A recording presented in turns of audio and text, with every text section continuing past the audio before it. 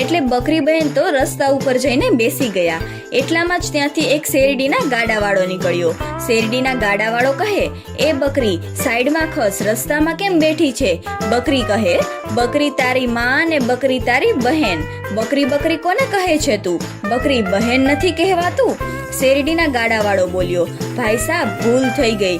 બકરી બહેન રસ્તામાંથી ઉઠશો તો શેરડીનો એક ભારો તમને આપું. આ સાંભળીને બકરી તો ખૂબ જ ખુશ થઈ ગઈ અને શેરડીના ગાડાવાળાને કહ્યું, શેરડીનો ભારો પેલા ઝાડ નીચે રાખો, અને તે સાઈડમાં જતી રહી. થોડાક સમય પછી ત્યાંથી એક ગોળનું ગાડું આવ્યું. ગાડાવાળો કહે, એ બકરી રસ્તામાં કેમ બેઠી છે તું? બાજુમાં ખસ. બકરી બોલી, બકરી તારી માં ને બકરી તારી બહેન. બકરી બકરી કોને કહે છે તું? બકરી બહેન નથી કહેવાતું. ગોળના ગાડાવાળો બોલ્યો, ભાઈ સાહેબ ભૂલ થઈ ગઈ.